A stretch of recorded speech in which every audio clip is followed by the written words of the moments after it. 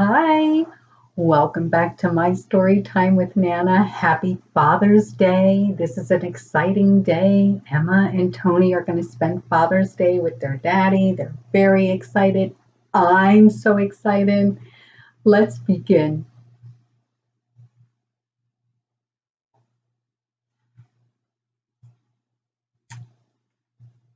The Father's Day Lakeside Party.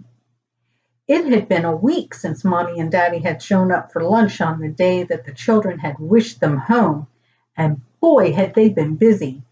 They went fishing, hiking in the woods, bike riding, and even swimming in the lake.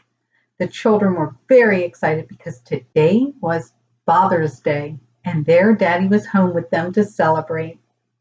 Tony, wake up, said Emma. I'm awake, he answered softly. That rooster sure does like waking people up in the morning. Shh, let's go downstairs and make Daddy breakfast, she whispered again. Oh, that's right, it's Father's Day, said Tony. We get to go to a party at the Edmonds Lakeside house. Yes, we do, said Emma, tiptoeing towards the stairs. Come on. Mommy and Daddy were sleeping in the room next to theirs, so they had to be very quiet so as not to wake them up and spoil Daddy's special breakfast in bed. They slipped down the stairs quietly, and there was Grandma in the kitchen. Where's Granddad? Asked Tony. Oh, he's in bed, pretending to be asleep, said Grandma. Why is he pretending? He knows. If I think he's sleeping, he will get breakfast in bed for Father's Day, she answered. But he's not your father, said Tony. I know he's not, but he's your mother's father, and she should be down in a minute to help with breakfast, and she'll take breakfast to him in bed, just like you're taking yours to your daddy. And sure enough, Mommy came down the stairs quietly, and she and Grandma made blueberry waffles with blueberry sauce and whipped cream. Daddy was going to love this breakfast. Mommy helped the children carry the tray filled with waffles, sauce, whipped cream, and ice-cold milk up the stairs to Daddy. Oh, my, what is all this? Asked Daddy, rubbing his eyes. Happy Father's Day, yelled out Tony and Emma. Wow, this looks wonderful, he said. I don't think I can eat it all. That's okay, said Tony. We can help. And he pulled out 2 plates and forks from behind his back. Emma started giggling and brought out 2 extra glasses of milk for them. They both climbed into bed, and that's how Tony and Emma had Father's Day breakfast in bed with Daddy. Boy, am I glad you helped me eat that breakfast, said Daddy. I was about to burst just from the 2 waffles I had. Me too, said Tony, and I only ate 1 waffle. Well, I suppose we should get out of bed. I can help you carry some of the breakfast things downstairs. Daddy, it's Father's Day. You need to relax. We'll take care of everything, said Emma. And Tony and Emma carried the breakfast tray and dirty dishes downstairs and helped Mommy clean up. Hey, I have an idea, said Mommy. How about you, me, Daddy, and Granddad go for a little float on the boat while Grandma and I make sides for the party later. That sounds like a great idea, said Tony. I'll go ask Granddad. Granddad, of course, agreed that it would be a great idea, and in no time at all, they were in the boat, and Emma and Tony took turns paddling the boat with the oars, so Daddy and Granddad could have the day off. And by the time they moored back up to the dock, it was time to head over to the Edmonds for the Father's Day party. Tony and Emma were very excited. Welcome, welcome, said Mrs. Edmond as she opened the front door. Thank you, said Grandma. We're very happy to be here. Well, come on in, said Mrs. Edmond. She opened the door wider for them to enter. The party's out back. Just go straight through the kitchen and you'll see. Through the big glass sliding doors, everybody's outside. I'm pretty sure you can see the sparkling blue water from the pool, she said, winking at Tony and Emma.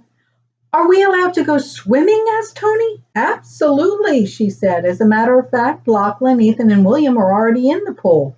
I think Claire and Emily are still upstairs changing. Well, we brought fried chicken and peach cobbler for the party, said Grandma. Do you have a table set up? Oh, yes, it's out back. Just go out the slider and to the right, and you'll see the table set up. I'll be right out to join you. There are a few other guests that have yet to arrive. Oh, I see someone coming up the driveway now. So Granddad, Grandma, Mommy, Daddy, Tony, and Emma headed out back. The children ran to the pool, stripping down into their bathing suits and jumped in. And it was so refreshing. And soon Claire and Emily were running across the lawn and jumped into the pool. And the next guests to arrive were the Kingstons, Chase and Grayson, and they jumped into the pool. And then the Reyeses got there, and Kat jumped into the pool. And finally the Crabapples arrived, and Lola and Della jumped into the pool. And don't worry, because the Edmonds had set up a little baby pool for Maddie and Brennan and Mateo and Lorelea. The big children played Marco Polo, and they played Who Could Hold Your Breath the Longest. They did handstands under the water. Children, it's time for games. As soon as the children heard the word games, they jumped out of the pool.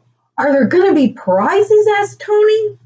Well, we do have little trophies, said Mrs. Edmond, but first we're going to pair you off. You will be on a team, and the team will get a trophy for the event they win. And on this chalkboard is all of the events, and your names will be placed beside the event you win, so we know which trophy to give you. The boys will pick a number from the white bucket and the girls from the black bucket, said Mrs. Edmond. This way it will be fair teams, one girl and one boy. The children lined up and pulled a number from the bucket. Okay, who has number 1? I do, called out Tony. Me too, said Claire. Tony and Claire are team number 1, Mrs. Edmond called out. Team 2 was Emma and Lachlan. Team 3 was Della and Ethan. Team 4 was Grayson and Lola. Team 5 was William and Kat. And Team 6 was Emily and Chase. Attention, attention! Standing beside the chalkboard, Miss Edmond pulled out a bullhorn and began yelling into it. As you can see by the event board, the first event is the 3-legged race. The moms helped the children bind up their legs to their teammate while the dads sat on the sidelines to watch the race. It was Father's Day after all. The children lined up laughing at how difficult it was just to walk with someone else's leg tied to yours. On your mark, get set, go, yelled out Miss Edmond. And the children first stumbled until they got the hang of being attached to someone else, all except for Emma and Lachlan. They ran like they were one person and crossed the finish line in no time at all. All of the daddies stood up and applauded. Mrs. Kingston wrote Emma and Lachlan next to the 3-legged race. Okay, children, called out Miss Edmond. Our next event is the putt-putt event. Each child will be given 5 golf balls, and whoever team has the most holes in one will win the challenge and the trophy. The fathers lined their chairs up along the course and clapped as each child took their turn. Emma and Lachlan made 3 holes in one, Della and Ethan 4, Grayson and Lola 6, William and Kat 3, Emily and Chase made 6, and Tony and Claire were last. And Claire made 3, and so did Tony. They were tied. Tony pulled out his one last golf ball and tapped it slowly, and it started rolling so slowly towards the hole. It looked like it wasn't going to make it. It was going so slowly. And just as the ball got to the hole, everyone was holding their breath. It rolled ever so slowly right into the hole. All of the fathers jumped up. They couldn't believe it. It was amazing. And Tony and Claire's names were added to the event board. Next is the beanbag toss, yelled Miss Edmund. We have 3 buckets lined up.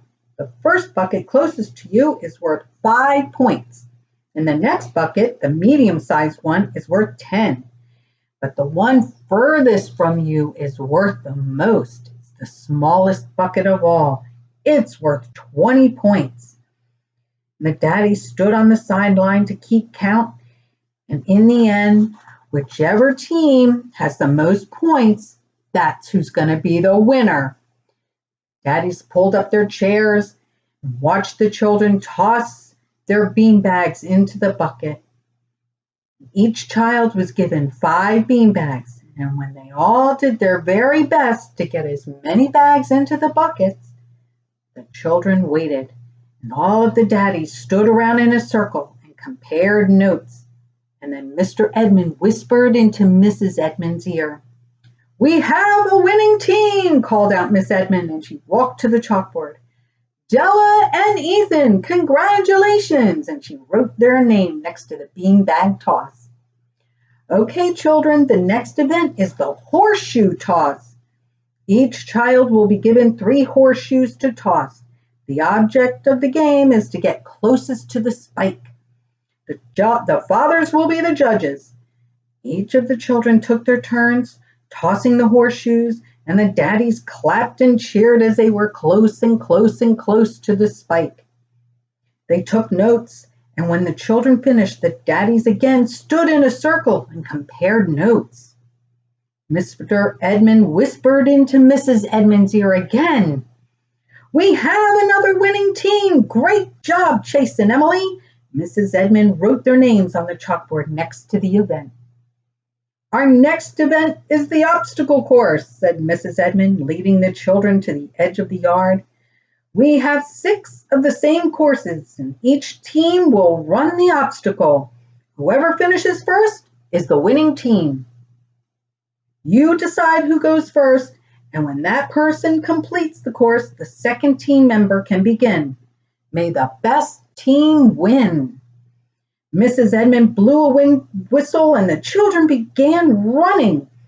At first, they had to walk along a wooden beam, and then crawl under a chair, and then pick up a bucket of water, and then they had to run in between cones, going back and forth to the finish line without spilling all of the water out of the bucket.